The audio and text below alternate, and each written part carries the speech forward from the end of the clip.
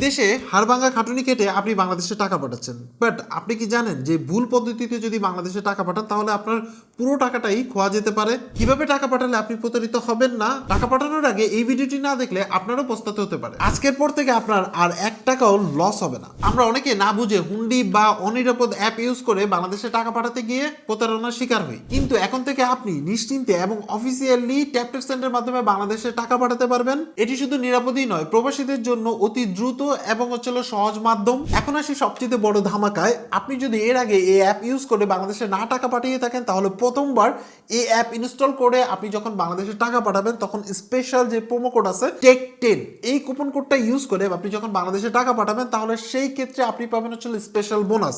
For example, মনে করেন যদি আপনি ইতালি থেকে বাংলাদেশে ইউরোতে টাকা ট্রান্সফার করছেন তাহলে সেই ক্ষেত্রে আপনি পাবেন 25 ইউরোর মতো বোনাস। বা আপনি যদি ধরেন ইউএসডিতে বাংলাদেশে টাকা পাঠাচ্ছেন তাহলে সেই ক্ষেত্রে দেখা গেছে যে আপনি পাবেন সর্বোচ্চ $30 বোনাস। সো এক এক কান্ট্রি অনুসারে এক এক রকম বোনাস হবে। সো আপনি যে কান্ট্রিতে আছেন সেই কান্ট্রি অনুসারে বোনাস পাবেন। এবার আসি অরিজিনাল কথাতে। প্রথমত আপনার বুঝতে হবে যে আপনি কি আসলে অরিজিনাল অ্যাপটা ইউজ করে বাংলাদেশে টাকা পাঠাচ্ছেন কিনা। প্রথমে আপনি আপনার প্লে স্টোর বা আপনার যদি অ্যাপ স্টোর থেকে থাকে সেই app store and play store থেকেই শুধুমাত্র অ্যাপ ডাউনলোড করবেন। কোনো প্রকার ট্যাপ ট্যাপ সেন্ডের আপনার personal tap tap send, retailer tap tap send, তারপরে এজেন্ট ট্যাপ ট্যাপ সেন্ড, এগুলো বলতে কিছু নাই। শুধুমাত্র ট্যাপ ট্যাপ সেন্ড মানে শুধুমাত্র ট্যাপ ট্যাপ সেন্ডই। এই ক্ষেত্রে আমাদের ভিডিও ডিসক্রিপশনে যে লিঙ্ক আছে সেখান থেকে আপনি সরাসরি চলে যেতে পারেন।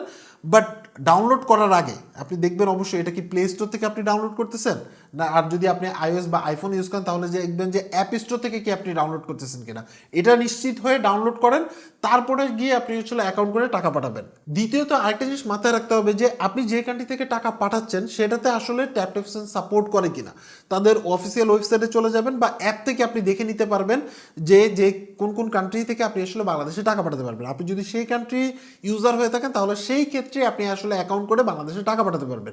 এখন ধরেন ফর এক্সাম্পল এখনো সৌদিতে চালু হয়নি, এখন আপনি সৌদি থেকে টাকা পাঠাতে যাচ্ছেন, পসিবল না। কিন্তু দেখা গেছে যে সিঙ্গাপুর বলেন, মালয়েশিয়া বলেন, তারপরে কুয়েত বলেন, বা আপনার সৌদি আরব বলেন, এই ক্ষেত্রে বিভিন্ন পেজ বিভিন্নভাবে প্রতারণা করে আপনাকে একটা থার্ড পার্টি অ্যাপ দিয়ে দিচ্ছে এবং আপনি ওই অ্যাপটা ভুলক্রমে ইউজ করে আপনি যদি বাংলাদেশে টাকা পাঠান তাহলে প্রতারিত হবেন। কথার কথা, সৌদিতে সাপোর্ট করে না, এটা কি সাপোর্ট করবে কিনা? যদি সাপোর্ট করে, কারণ যে এটা ডে টু ডে প্রত্যেকটা কান্ট্রিতে ছড়া যাচ্ছে, ম্যাক্সিমাম কান্ট্রিতে এখন সাপোর্ট করছে। যদি সৌদিতে চালু হয় আপনি তাদের অ্যাপ থেকে দেখতে পারবেন, বা আপনি যদি সিঙ্গাপুরে চালু হয় তাহলে তাদের অ্যাপ থেকে বা তাদের অফিসিয়াল যে ওয়েবসাইট আছে সেখান থেকে দেখতে পারবেন। সো আগে এটা নিশ্চিত হবেন, দেন আপনি বাংলাদেশে টাকা পাঠাবেন এই অ্যাপ ইউজ করে। যেহেতু এই অ্যাপ ইউজ করে আপনি বাংলাদেশের যে কোনো ব্যাংকে, মানে ম্যাক্সিমাম ব্যাংকে সাপোর্ট করে, বা আপনি যদি ক্যাশ পিকে দেন, মানে ব্যাংকে পাঠালেন, নয়তো বা ক্যাশ পিক গেল, ক্যাশ নিয়ে আসলো, ক্যাশ পিকে দেন, বা আপনি ধরেন বিকাশে বা রকেটে বা মোবাইল ফাইন্যান্সিয়াল সার্ভিস যেগুলো সাপোর্ট করে সেগুলোতে পাঠান, তাহলে অবশ্যই আপনাকে একটা জিনিস খেয়াল রাখতে হবে। প্রথমত আপনি যেই অ্যাকাউন্টে টাকা পাঠাচ্ছেন সেই অ্যাকাউন্টের নাম্বারটা ঠিক আছে কিনা, বা আপনি যার নামে টাকা পাঠাচ্ছেন তার নামটা ঠিক আছে কিনা। সো এই জিনিসটা আপনি খেয়াল রাখবেন। বাট আপনি দেখা গেছে যে কথার কথা আপনি সিলেক্ট করলেন মনে করেন ডাচ বাংলা ব্যাংকে আপনি টাকা পাঠাবেন। সো ডাচ বাংলা সিলেক্ট করার পরে আপনি দিয়ে দিলেন ডাচ বাংলার কার্ডের নাম্বার, সেটা করা যাবে না।